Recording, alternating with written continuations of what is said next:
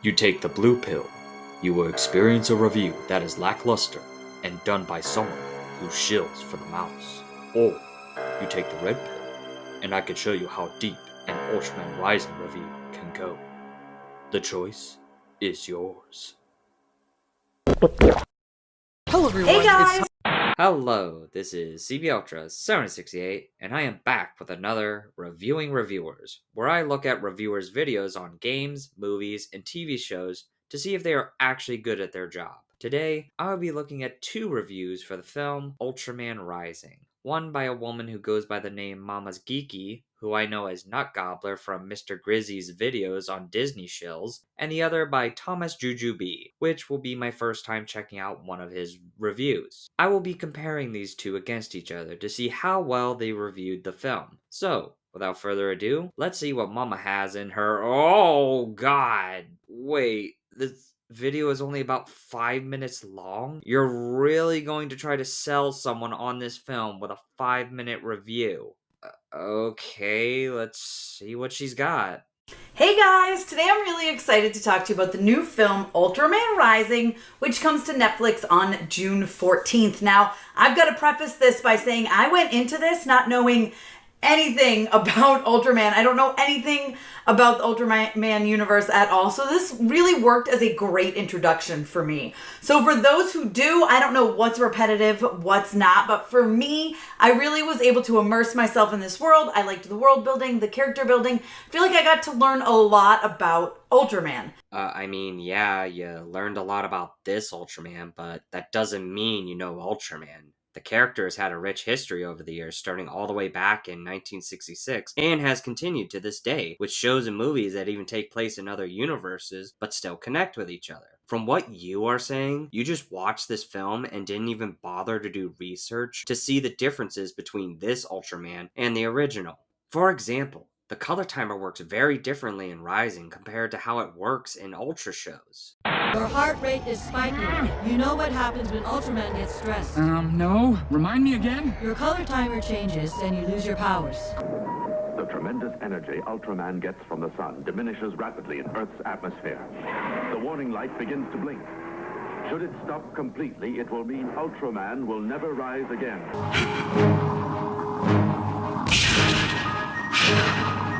Ultraman Max's energy level depletes extremely quickly while on Earth. This means that he's limited to 3 minutes of activity. Rising is a nice addition to the Ultra series without having to be connected to the main Ultra universe. But don't make it sound like you know Ultraman now just from watching this film. In fact, it's insulting to have this as your title. I would recommend anyone to check out the original show to get a better understanding of Ultraman and how he got started. Who knows, maybe you'll want to check out more Ultra stuff. Some that I would recommend are Ultra 7, Ultraman Tiga, Zet, and Shin Ultraman. I have many more I could recommend, but unfortunately, it is time to get back to the video. And I really enjoyed it. I had a lot of fun with this movie pretty much right from the start. Now, I've got to admit there's some jokes at the beginning, such as like drinking farts and stuff that just didn't work for me.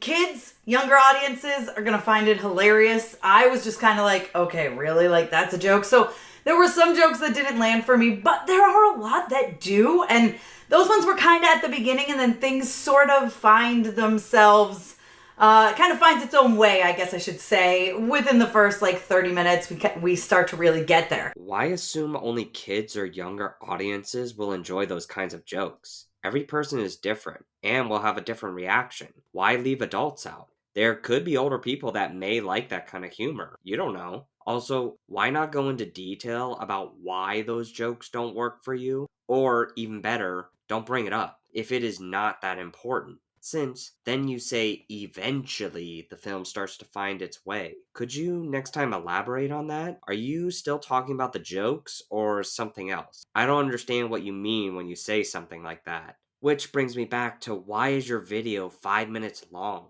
You could have taken a little bit more time to explain what you meant when you said that. Are you talking about the story? Because that happens right away in the beginning. We don't get the taste like a fart joke until we're about 17 minutes into the film.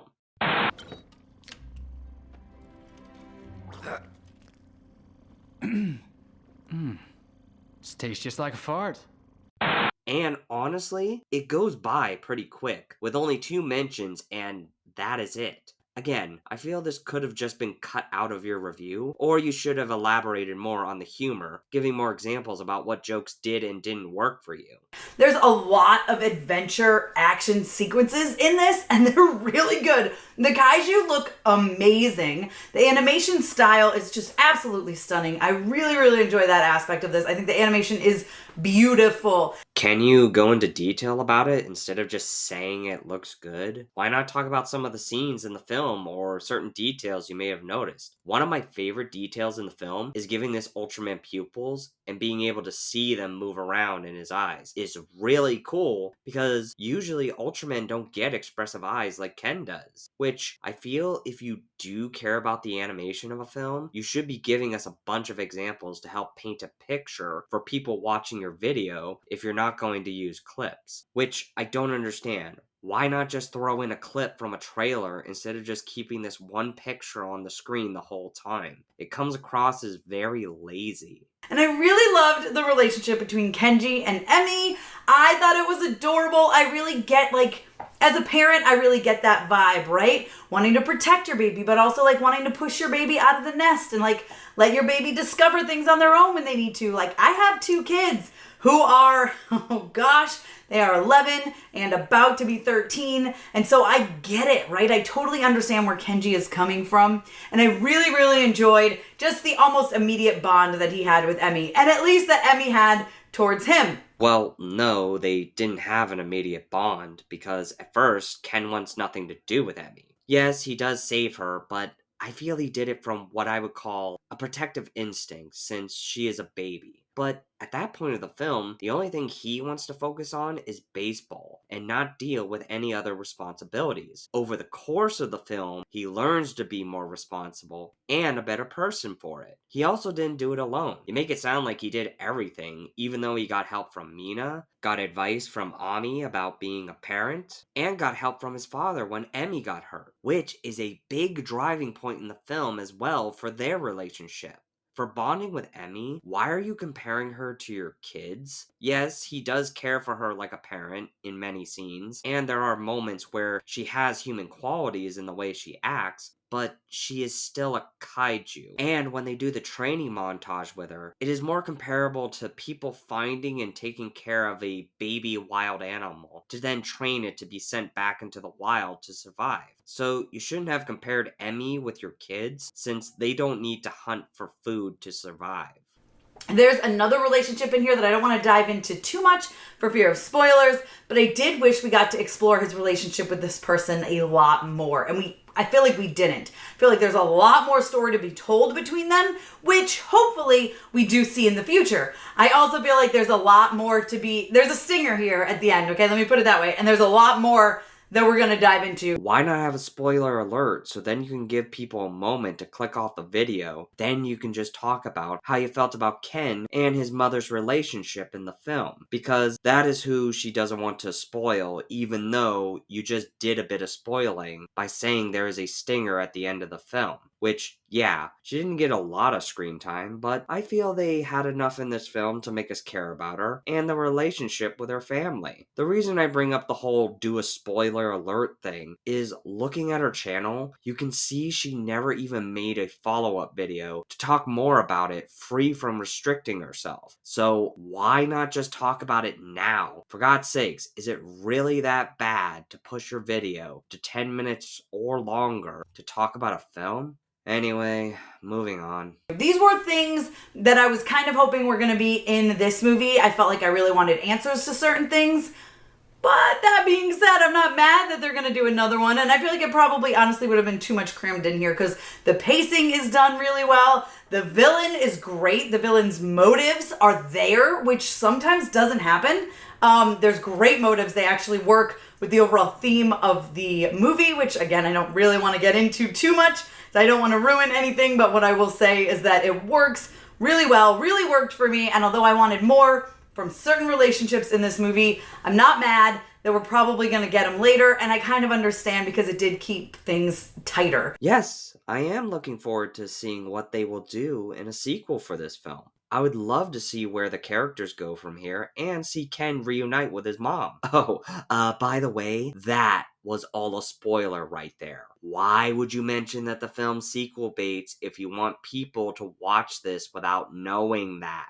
Which then you continue to say, oh, I don't want to spoil the villain and the theme of the film, even though you already spoiled things from the film. And you never made a follow-up video about those subjects. And just say, oh, the pacing, villain, and theme were done great, and just hope people will take your word for it. Which I find it hard to believe that people would take your word when you enjoy this kind of stuff. He got his armor! Oh, yes! Boba! Oh my god! Look at him! Oh, do these things...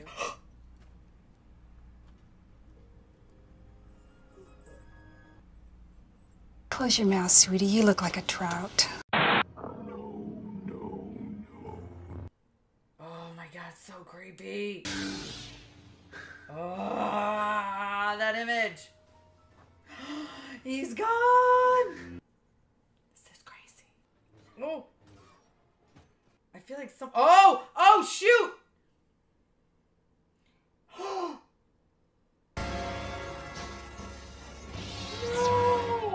Yes!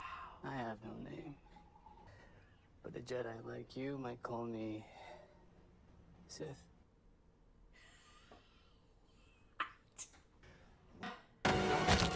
Oh! No! Yord! Oh, the Yord Horde is gonna be so angry. No. Yeah, that is not OSHA. That is for sure, May. No shit. This is crazy. This is insane. I really do like this show. I don't care what people say. This is a good show. This is a great show. Oh, wait, you serious? Let me laugh even harder. You wouldn't like me when I'm angry. She said the line! Yeah! Hulk! Hey, This is the coolest thing. You are very expensive. Sure. But wait until the camera You're is off you. expensive. The visual effects team has moved on to another project. When are we getting the X-Men? Yes! Ah! I have someone here that I'd like you all to meet. Ah!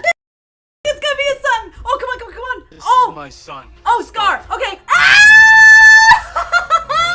Thanks for coming in. Thank you for the invite, sir. I have to admit, I'm still getting used to the new look. They said lose the mustache or lose the election. You and I love have it! an oath. Woo! The wings, baby! Ah! Yes! They showed him! They showed Red Hulk!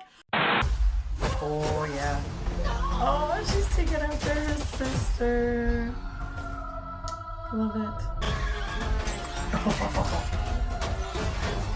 Oh. Eventually, She's bulletproof.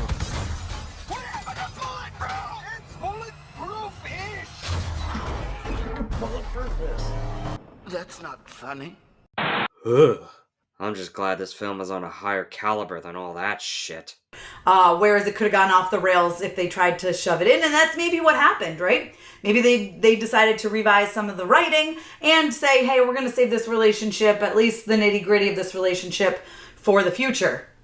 It's emotional. This is an emotional journey. There's some moments where I got teary. I'm not going to lie, guys. I know I'm sensitive, but there were some moments that I was like, oh, okay, this is what we're doing. Again, as a parent, I understand a lot of the themes in Ultraman Rising, and not just between Kenji and Emmy, also between Kenji and his father. There's a lot of stuff happening here. A lot of stuff that you will never tell anyone since you decided to make this spoiler free. As for Ken's mother, how do you know they may have had to cut down on a bunch of scenes with her? I mean, throughout the film, I felt the mother had a presence even without having to be on screen with how Ken and his dad talked about her. Hell, Mina is voiced by Tamilyn Tomita, who also played Ken's mother, who you even interviewed before your main review came out. You could have asked her about her character and other stuff like that, but you didn't. Also, I like this section of the interview. Christopher has done, the diligent work in really researching the Ultraman franchise from 66 all the way down to 2024. And being the newest iteration of Ultraman, I think we could think of it in terms of generations. He's the 2024 version. So release yourself from the pressure, dude. Because you're a fresh new voice, you're a fresh new interpretation. I like how she even said that this is a standalone Ultra film, but after hearing that, you still said this? I've got to preface this by saying I went into this not knowing anything about Ultraman. I don't know anything about the Ultraman universe at all. So this really worked as a great introduction for me. So for those who do, I don't know what's repetitive, what's not, but for me, I really was able to immerse myself in this world. I liked the world building, the character building. I feel like I got to learn a lot about Ultraman. I should have said this at the start, but I just want to let everyone know I am fine if this was your introduction to Ultraman. I just hate that she doesn't specify that this is its own thing. It makes it sound like she just knows everything about Ultraman after seeing this film. Also in the interview, she didn't even bother to ask what the original was like or anything like that to help her understand more. And it's really tugs at the heartstrings, let's put it that way. So, I mean, overall, I had a lot of fun with this movie. I really like being introduced into the Ultraman world. Definitely something I'm going to dive more into. I know there's a lot of other stuff out there, and I'm very intrigued. Are you though? Because, again, you have no other Ultraman videos on your channel. Now, if you said you were going to do it on your own in the video, that would be fine. But you said no such thing. So, why not make a video on what you think about the original while comparing it to this film? Because what if you had people who wanted to see a video like that? But instead, you treated this as a one-off and are just continuing to cover current stuff. I think the animation was gorgeous. I love the story. I love the theming and the messaging of family and parents and how difficult that can be. The action is great. The villain is great. And I feel like you really need a good villain, especially in something like this, to really pull off the story. And I thought the villain was great. And not just the villain, but the villain's actual motives. It all works as a complete story. And I really enjoyed that. Can you stop repeating yourself, please? You already talk so little about everything in this film. Honestly, I don't understand anyone who would be motivated to go watch Ultraman Rising after listening to something like this. She is giving you nothing. She just keeps saying it looks great, the animation was great, the villain, oh my god, what a great motivation. Just great. Give me something more than just saying that word over and over again. You said you like Dr. Onda's motivation, but you don't even try to talk about it even a little bit. And I am sure there is a way to describe it without giving too much away. Or again, you should have made a spoiler alert section since you never came back to it. I love that there's a stinger and that we're gonna get more. I think my biggest issues were that humor that is up and down and sometimes lands, sometimes doesn't for me, because it is definitely geared towards a younger audience. And then I also do wish we had kind of dove into a couple of relationships more, like I said, but I do get that they're probably saving that for future films. Holy fucking shit, lady. You just keep repeating yourself now. Stop fucking talking about things you have already said. Say something new. How hard is it to talk about a film? There is so much more you could be covering on this film, but because of your whole wanting to keep the video short and this spoiler-free bullshit, you limit yourself to saying nothing of value at all in this entire video. So yeah, listen, I enjoyed it. I had fun. Emmy is freaking adorable, by the way, and I love Genji and Emmy together. I love their bonding. There's stuff that has to do around baseball that I thought was adorable between their bonding, and that is all I will say. More of just repeating yourself. Also, another thing you could have talked about is Ken wanting to be a baseball player more than Ultraman at the start. But what really pisses me off is you only mentioned baseball just to say the bonding scene with Emmy was cute. even though that is a big part of Ken's character, is him being a baseball player who is full of himself, but learns to become a team player after bonding with Emmy and learning to be a more responsible person. There was so much you could have unpacked there, but you didn't even bother to try. But I hope you guys check it out when it hits Netflix on June 14th. I don't think you'll be disappointed. If you guys have any questions, I will try to answer best I can without spoilers down below in the comments. If by the time you already got to this review, you've already seen it by the time you got to this review, let me know. I want to know what you thought. Why would anyone ask you about the film in the comments if you are still not going to spoil things for them? What would be the point? I thought the point of this video was to tell people what you thought and tell them to check out the film. You didn't even give one real detail about what you thought of the film. And people shouldn't have to watch such a useless video to check out the film, especially when the video is nothing but your face with the poster next to you without even showing a clip from the film. That is it for her video. Overall, a horrible review of the film. I don't understand how anyone would get any value out of this review. Hell, I bet you could find better info on the film from one Google search compared to watching this empty-ass video. But now, let's move on to Thomas Jujubee to see if he fares better than Nut Gobbler. The newest addition to the Ultraman franchise has made its debut across Netflix screens worldwide, so let's talk about it.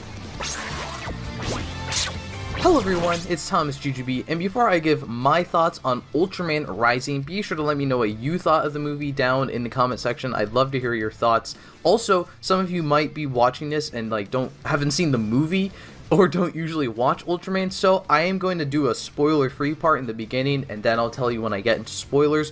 But I also do want to tell you straight up right now that you can totally watch this movie without seeing anything about Ultraman. Like, it is just a completely self-contained movie starring a new Ultraman character. It's not connected to anything else.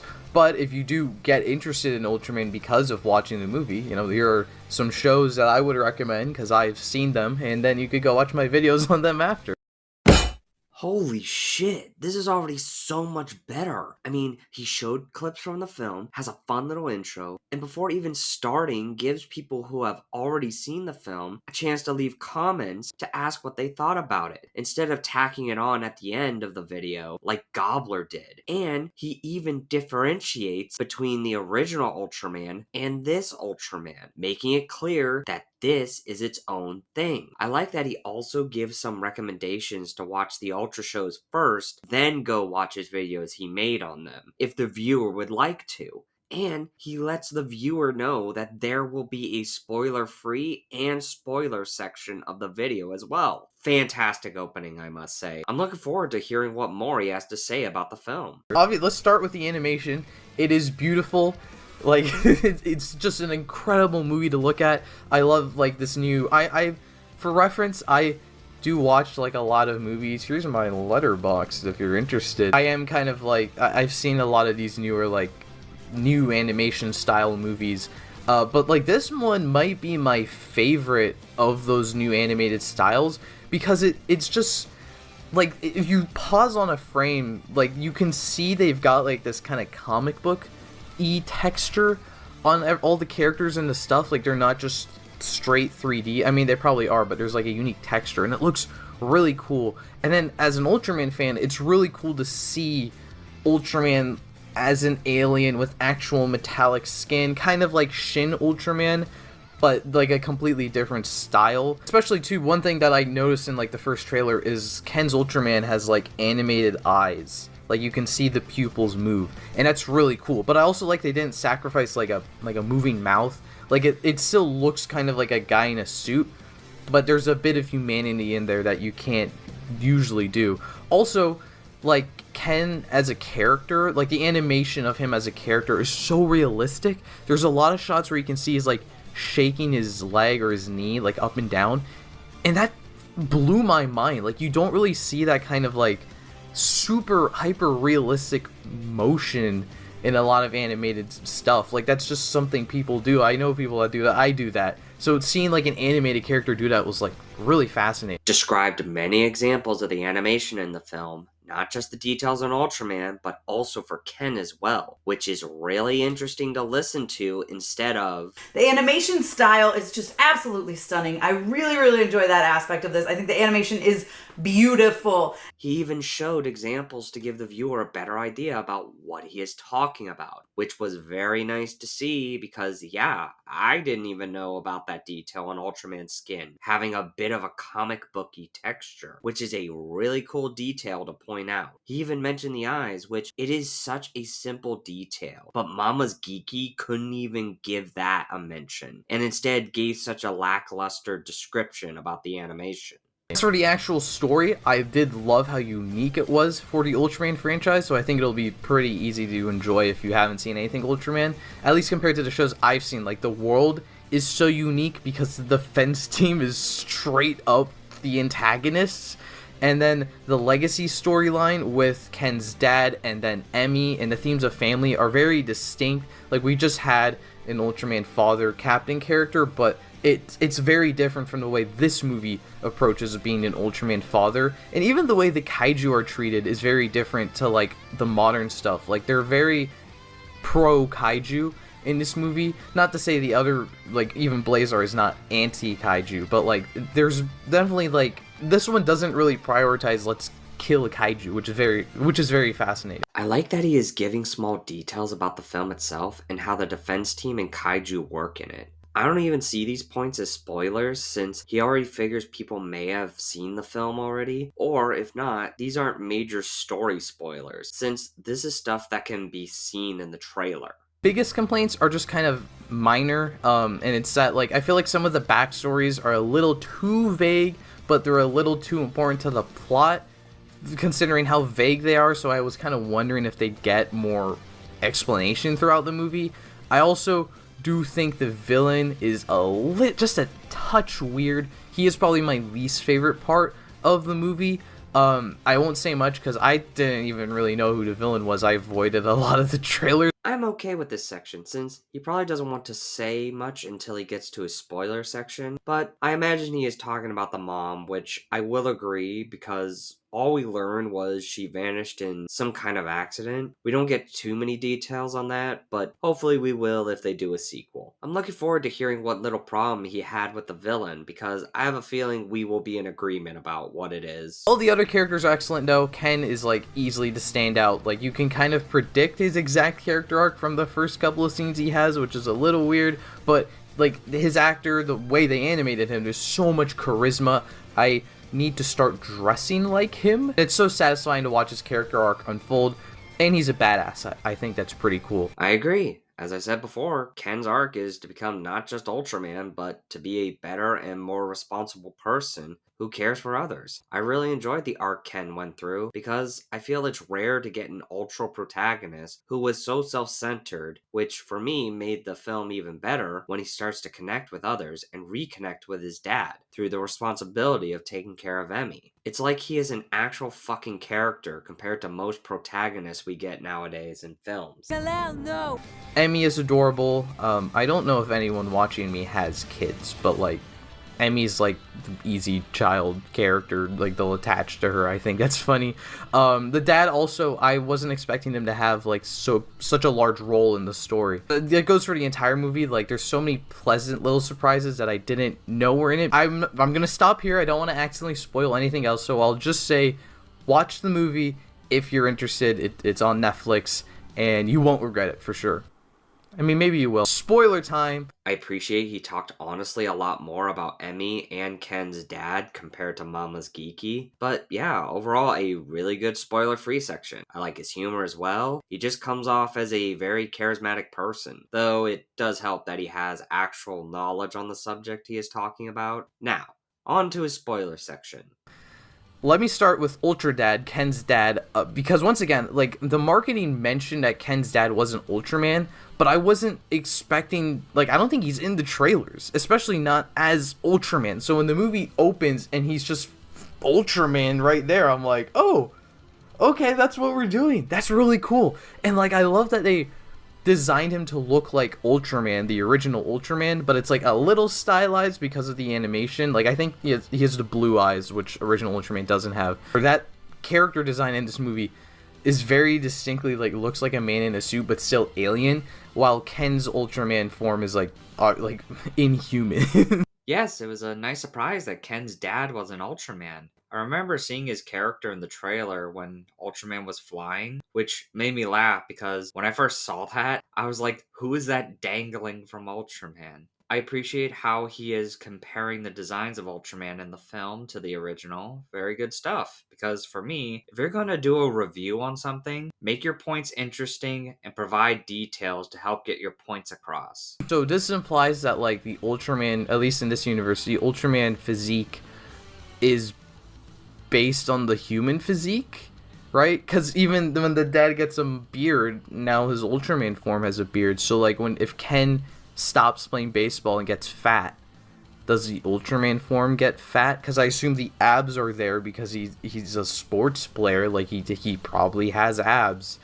Maybe they even showed it. I don't know. Yeah, it's really cool to think about that and how that works because usually in Ultra shows, their bodies always stay the same unless they transform their bodies to look different, like Tiga and many other Ultras with their type changes, Ultras combining together to create a new Ultraman, or an Ultra using a power up that changes their appearance. Really good thing to ask because it makes me wish Thomas got to interview the director and cast instead of Mama's Geeky. I bet he would have many interesting questions to ask. Also, no, Ken's abs were not shown in the film. Sorry, ladies and gentlemen. I think it's kind of funny that the two Netflix exclusive Ultraman animated projects follow the son of an iteration of the original Ultraman design. Ultra Dad also sets up like two really fun aspects of the movie that I liked. All the references are just, it's like references like every frame, which is really cool. Like the dad glasses are like halfway through the movie, you're like, wait, those are just Ultra 7's glasses. His license plate said like, I think it said like M87 or like one of the planets, and then it also said U7 because Ultra 7. Which, for the Netflix Ultraman show and Ultraman Rising, I want to ask you guys, which do you think is the better Ultraman media on Netflix? I would love to hear what you guys think. But to get back on topic, the references throughout the film were great for me as well. But that is only because I've seen so much tokusatsu over the years that I understand them. Because I feel most people who are watching this won't get the references. This is definitely a film by Ultra fans for Ultra fans, but as he even said, is a nice way to help get someone interested in it. A Bandai logo is in there. Actually, sidetrack. So the Bandai logo is there. And there's two Abarenos in Ken's room, which obviously means that Bandai created Sentai exists in this world. But Ultraman also exists as a franchise or like as a franchise character. So like, does that mean that Bandai is making Ultraman toys? Are there Ultraman shows? Like, is this one Ultraman is there that like the original show I guess exists in this universe as reality, and then they did Ultra 7? Like I don't. It does open a few questions. Also, does Kamen Rider exist? Because if there's Sentai, there's probably Kamen Rider, right? So did Kamen Rider cross over with Ultraman in that one thing? This is my biggest question, I think, of the movie. Since Ultraman exists as a franchise, and we have Sentai, but there's probably Kamen Rider, like, what, does Ultraman have the rest of its shows? Or is it just based off the original guy that actually exists? Obviously, all the kaiju are, like, based on older Ultra, or not all of them. I think Gigantron is new, but Gomera is mentioned, Neranga is there.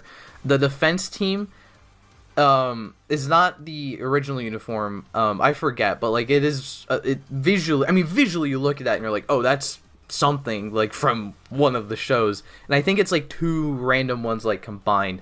But you can definitely tell it's an attack team uniform. And then there's tons of other things I definitely didn't notice, but like they're probably in there, so that's pretty cool. I mean, also like the animation. I forgot to say this in the animation part, but like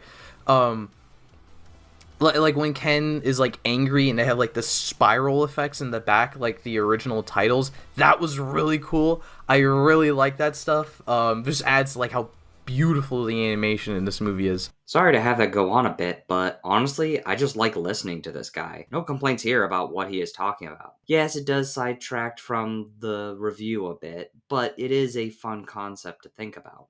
Also, I like that he shows a tweet as he is talking about the KDF's uniforms, which it is cool to see the director actually confirm Ian Titler's question. Also, it's okay that you forgot to mention it in the animated section. At least you did mention it, and even showed us an example, which is a very nice touch.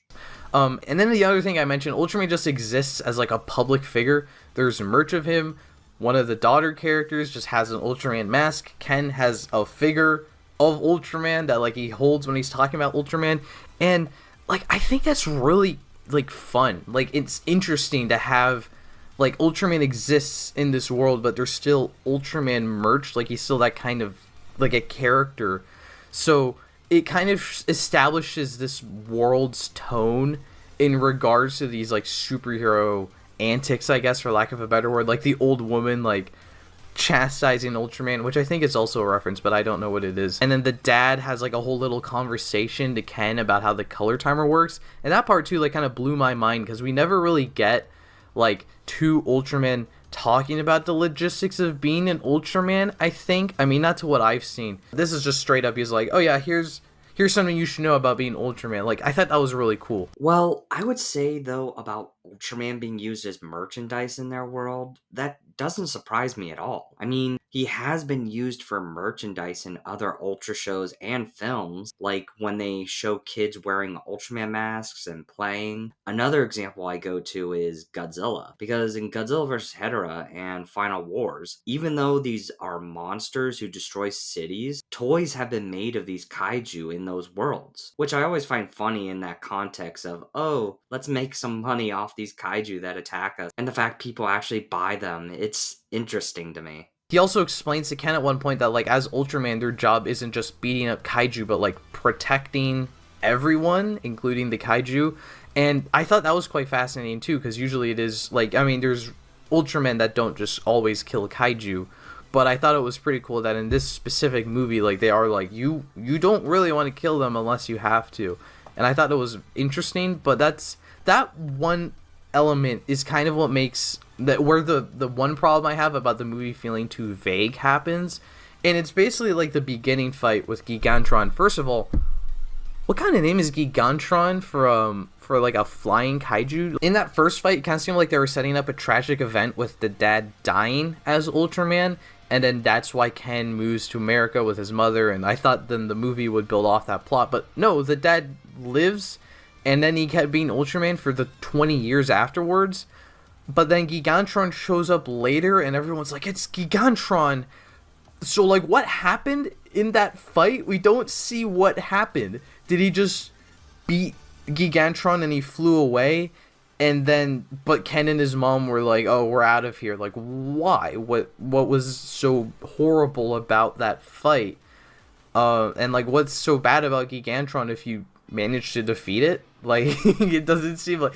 It seems like you've done it before. I mean, Ken hasn't done it, but it's possible. Yeah, it is nice to see Ultraman not having to kill all the time to solve a problem. It's what really makes him even more interesting, in my opinion. I will agree it is very vague on the details about what happened in the flashback, but I figured it had to do with the tragedy of Dr. Onda losing his family, because it was during that fight that his family died, which started his hate for kaiju and distrust of Ultraman for not just killing kaiju all the time. Maybe Ken's mom and dad found out about it, which made his mom worry for her son's safety, and maybe that is why they moved to America, while the dad stayed since he felt it was his responsibility to still protect people from kaiju. That is just how I saw it.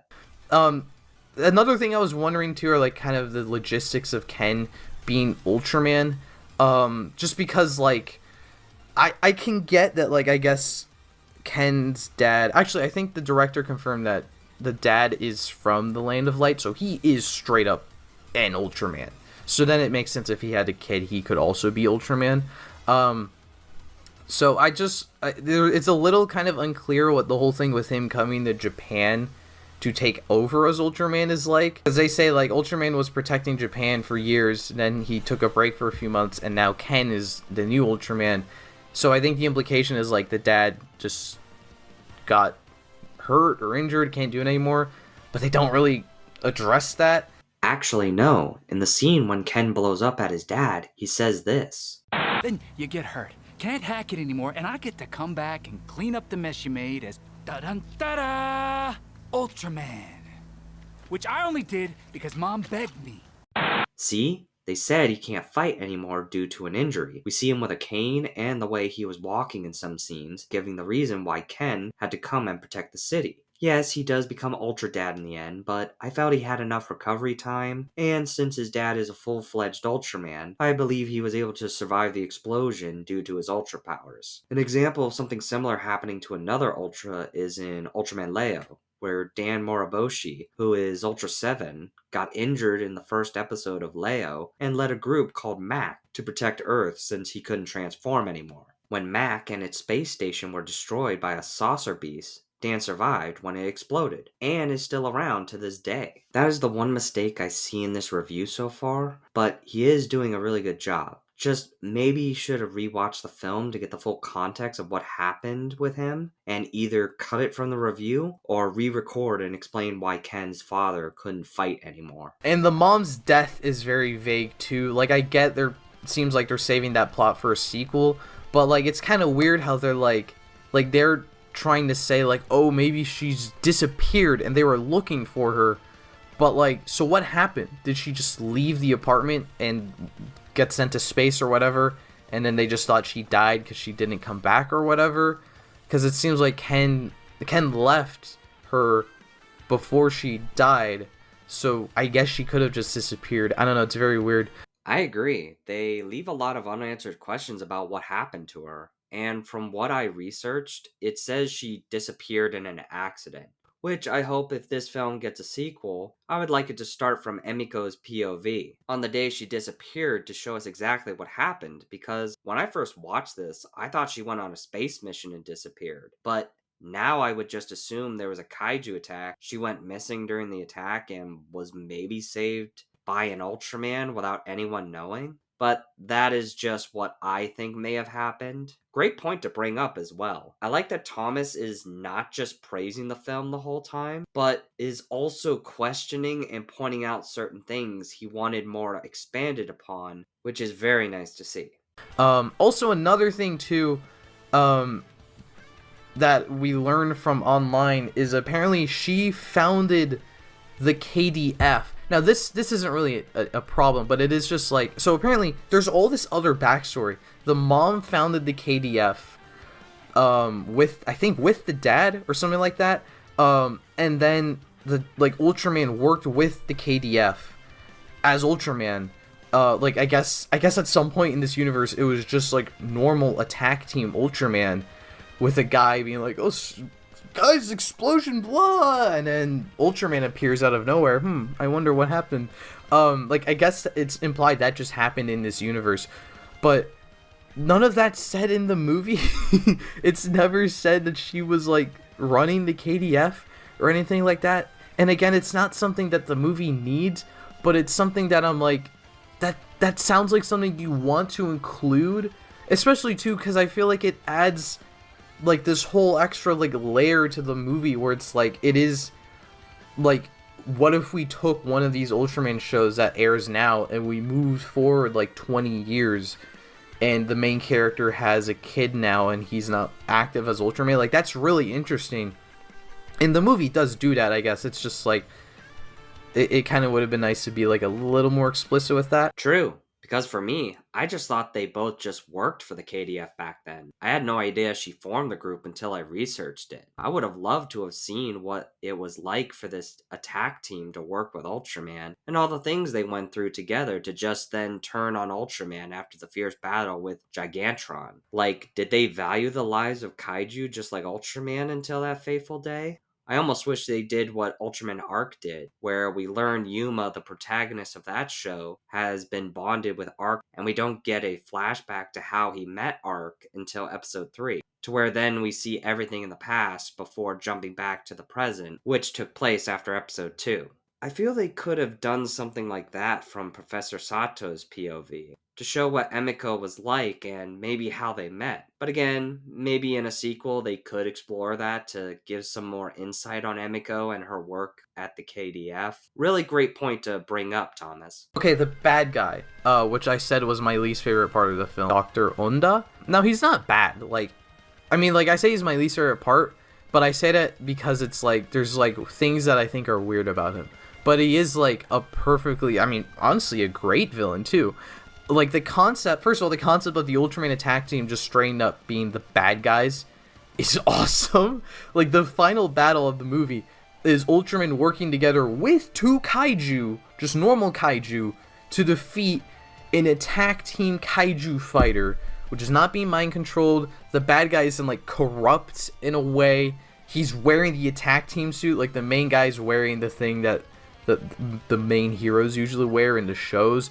I think that's crazy awesome. Yeah, I do like that concept as well of the KDF being against Ultraman the whole time. Now, the one thing I would change here is you should have called the KDF antagonists instead of bad guys. I know this just sounds like a nitpick saying that, but when I think of a bad guy, I think of someone trying to hurt people and do evil deeds.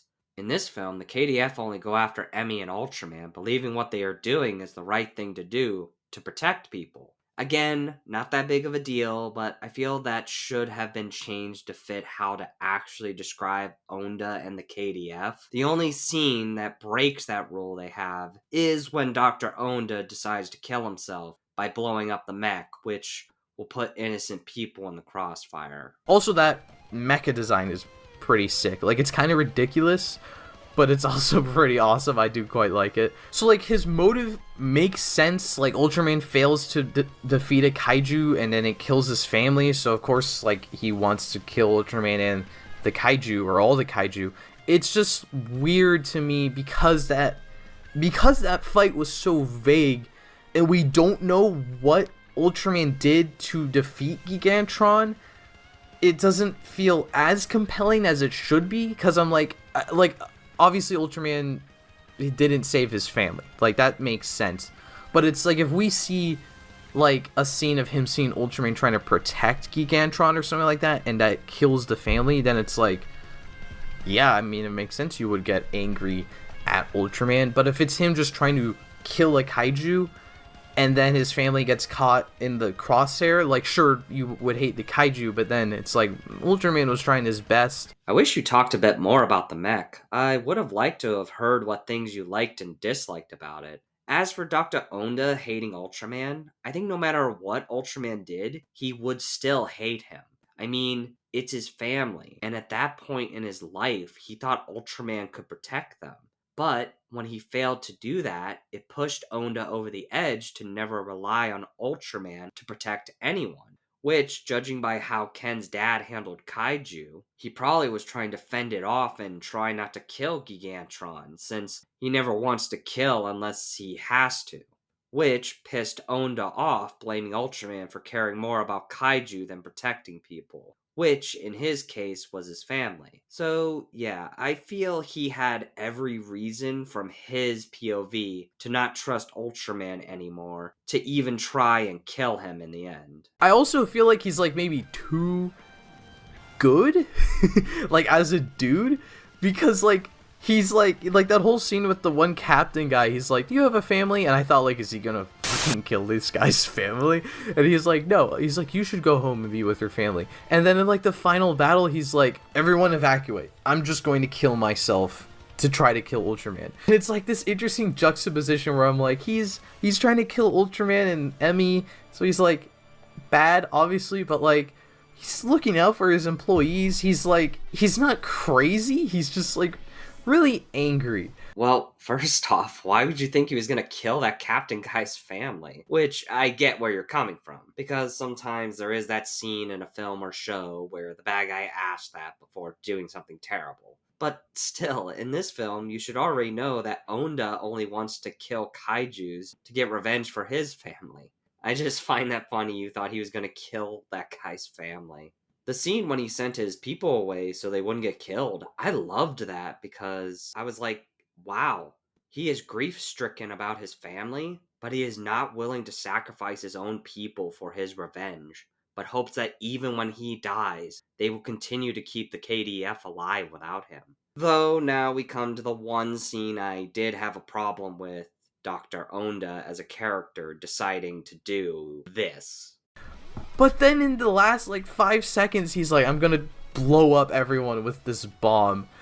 And I'm like, why did we do that? Like, why not just have them defeat? Because too, they had this moment where like, Ken tries to stop the bomb, and he's like it's this big powerful moment, and he just gets a broken arm. Like, I'm like, maybe we didn't, like, we made the character, the villain, just like have this weird sudden I'll kill everyone motivation, and then we try to do a sacrifice moment with Ken, but nothing comes of it. I mean, it shows how much he's grown as a character. I just feel like maybe if you just throws him into space or something like that, and he's just caught in the explosion. Because I'm also left wondering, like, how did he survive that? Like, it was like there's a shield, a bomb that would have blown everything in the vicinity. He tanked that whole thing. That's crazy. Like, how did you do that? I guess maybe I should start playing baseball. So, yeah, I do have a problem with Onda just deciding to kill everyone in the area by blowing up the mech and not thinking about the innocent people. But the way I look at it now, he is just done. He doesn't really care if the blast does kill the Ultras and Kaijus, but he just wants to die and hopes to see his family in the afterlife.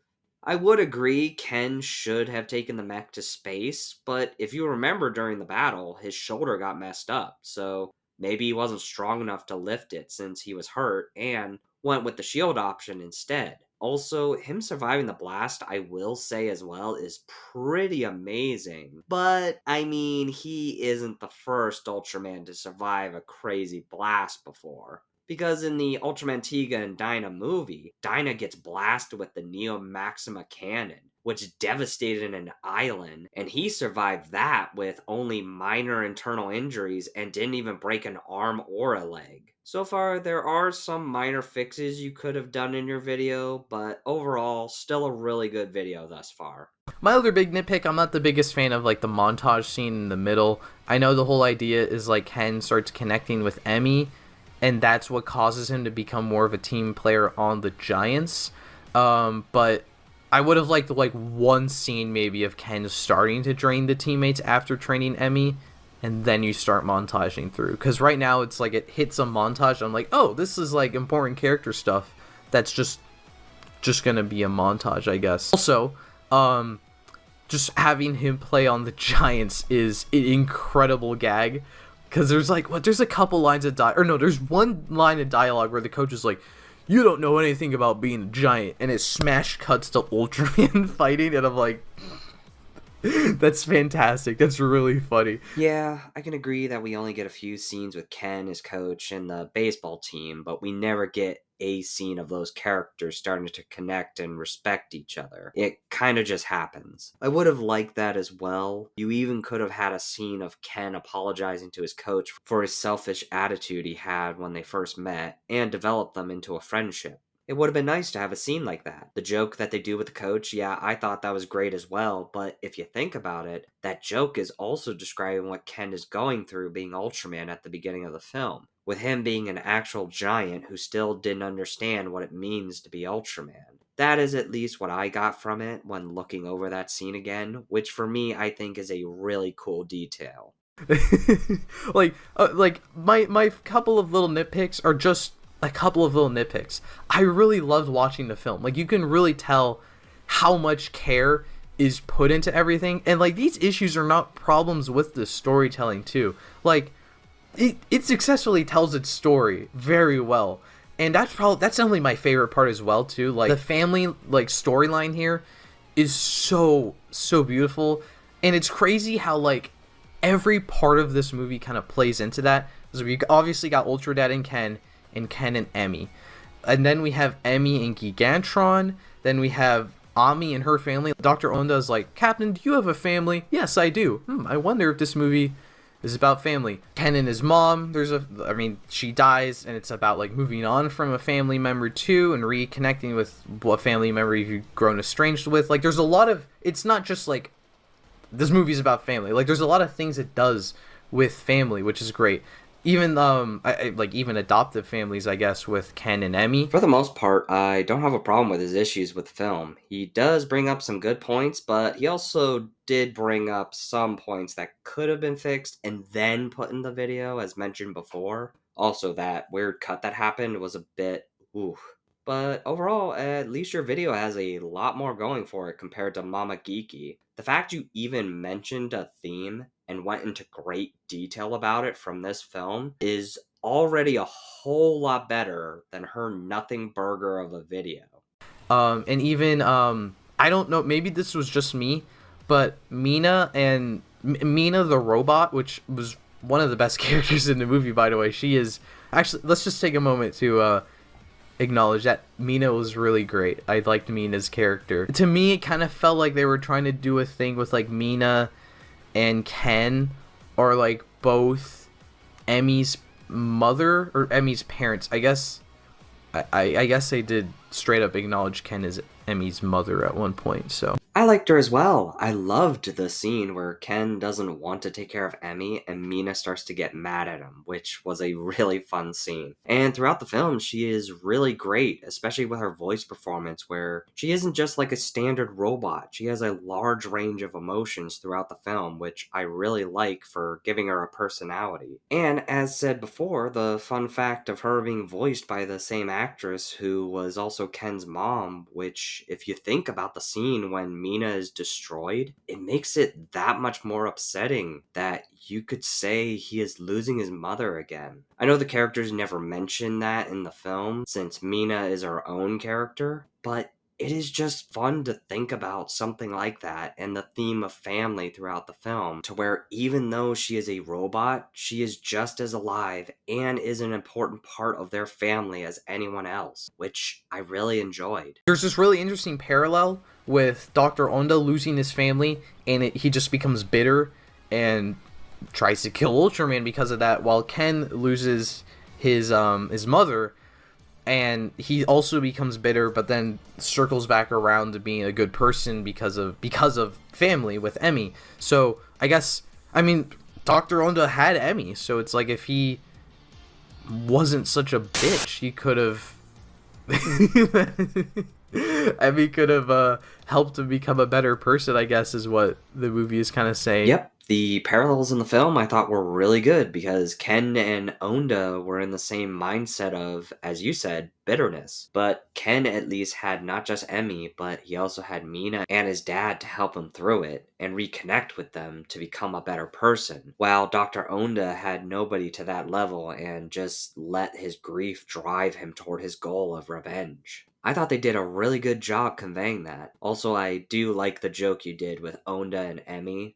But just work on your censoring. You should have cut the bitch audio part out, then put the sound effect over it. Like this. Dr. Onda had Emmy, so it's like if he wasn't such a bitch, he could have...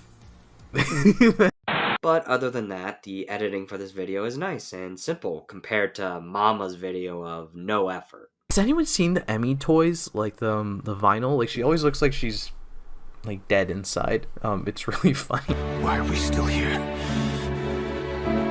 Just to suffer? Yeah, I could see it. I just want to know who would want that version of her. If I was going to buy an Ultraman Rising toy set, it would probably be this one. What do you think? Is this the best one, or is there a better one? Let me know in the comments. One part that was especially impactful to me, or like moments, is when Ultra Dad pulls out a little stuffy, and his name is Bunny, and he plays a little song to put Emmy to sleep, and then later Emmy risks her life to go save Bunny, and then when Mina dies, she sings the same song that Bunny played. You probably, I've shown him in a few videos, but I have a bunny. His name is Bunny. Like, so when they were like, here's Bunny, his name's Bunny, I was like, wait, you can't do that. I have copyright over the name Bunny. So, and Bunny, I don't think I've said this in the video, but my Bunny also used to play music He doesn't do that anymore because he's old. But I thought it was really cute to have a bunny in the Ultraman movie that played music, and he was a little bit important and stuff. So that made like that a little more special to me. He's just gonna fall. He can just sit. Wait, you can sit here. Well, that is just adorable. I'm glad you had such a personal experience with the film. It's crazy that you have a toy bunny with the same name and used to play music as well. That is just super cute and a fun little bit to have in your video. No complaints here. That just gives your video so much more personality compared to the mama. Thank you for sharing that with us.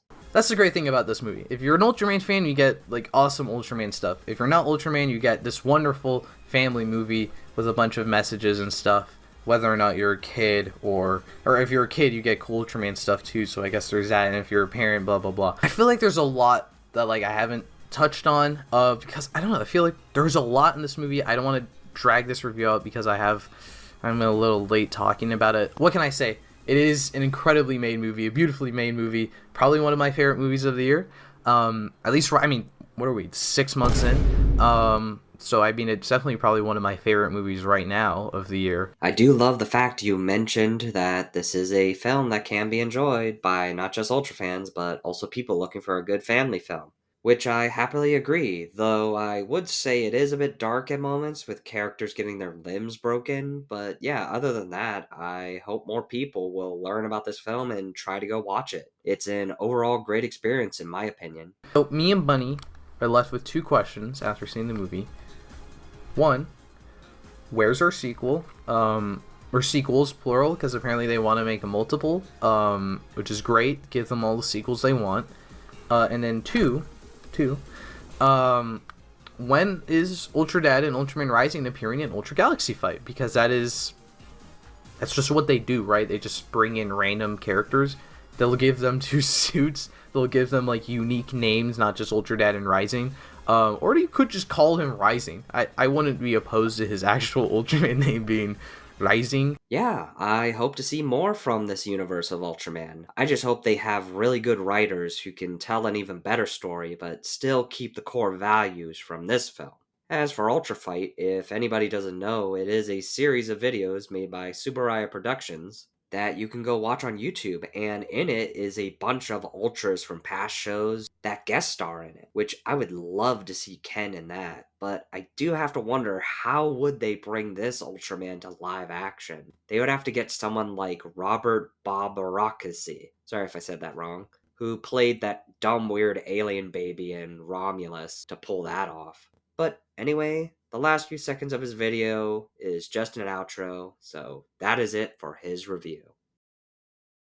Overall, it should be obvious out of these 2 videos which one I think was the best. It helps that Thomas knew about Ultraman and brings up many interesting topics and does a good job voicing his opinion on what he thought of the film. Though there were a few things he could have fixed up, but even with those very little issues, this was a great video overall. And I would now like to check out more of his stuff. Anyway, I recommend Thomas Jujubee's channel to check out not just for Ultraman media, but many other tokusatsu media such as Kamen Rider, Super Sentai, and much more. As for the Nut Gobbler, it is just the opposite. For me, it's hard to respect anything she says when she enjoys shows like The Mandalorian, Boba Fett, WandaVision, Agatha All Along, and much more stuff Disney has crapped out. As for her video, there is just nothing there. I mean, look at this. None of her review videos reaches even past 10 minutes, and I bet they are all structured the exact same. You can have short videos, but make sure there's actually something interesting in them, especially if you don't edit in clips while you're talking to explain your points. If I had to give an example of how to do a short video right, I would recommend Critical Drinkers videos. Recently, I watched his Gladiator 2 video. After watching and listening to his video on the sequel, which is under 10 minutes, I got way more out of that than I probably would from watching her review on it. If I was asked to put together a list of movies that totally didn't need sequels, I think it's fair to say that Gladiator would have to be pretty near the top. It was a great movie back in the day, from a director who was still at the top of his game, showcasing a superb performance from Russell Crowe and telling a complete, dramatically satisfying story with a poignant ending. Hey guys, today I'm really excited to talk to you about Gladiator 2, which comes out November 22nd, 2024, which is 24 years after the first film. It's insane. It makes me feel very, very old. I will say I think Gladiator still is one of my favorite films of all time. I think it's a damn near perfect movie. I think Russell Crowe is so phenomenal in that film. So I have to admit, I went into Gladiator 2 almost a quarter of a century later, feeling kind of confused about why this movie even existed. And well, I came out feeling pretty much the same way. Gladiator 2 is a movie that feels as much of a loose remake as a sequel, going over the same narrative ground and recycling all the major plot points and characters from the original, only dumber and slower this time around. But now we have Paul Mescal taking over the quote-unquote lead role, right? He is essentially in the Russell Crowe role, even though this is not a reboot. This is a continuation, he plays Lucius, who we saw in the first film. If you haven't seen it yet, definitely see it. Here's the thing.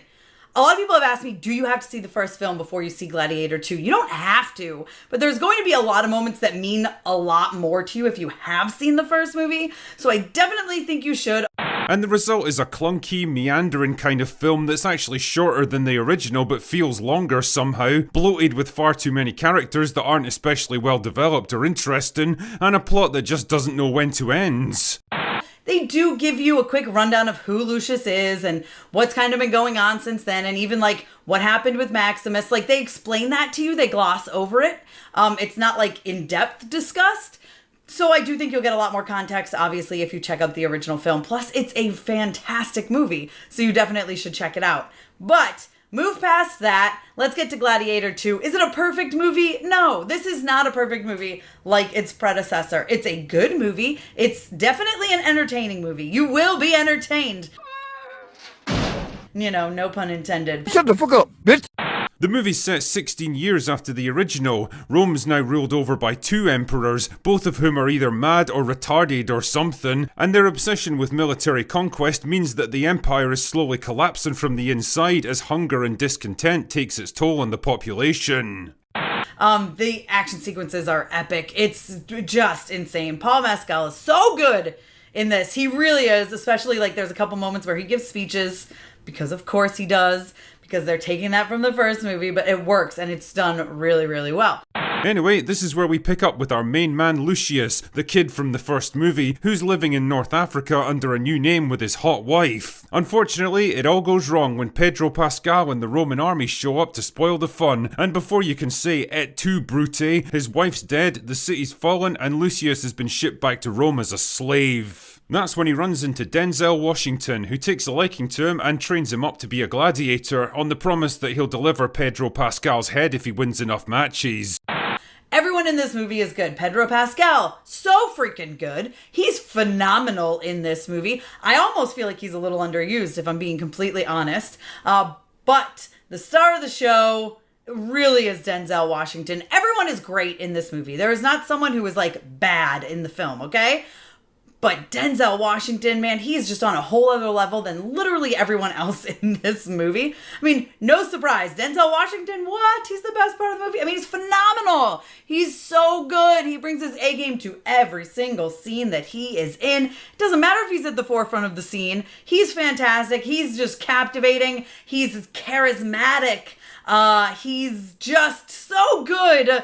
There's so much about him that he's charming, and you're he's not doing great things at times. I shouldn't like this guy, but I do, because it's Denzel Washington. He's just completely captivating, enchanting, right? You just you can't help but want him to succeed, even though he's not really a great guy.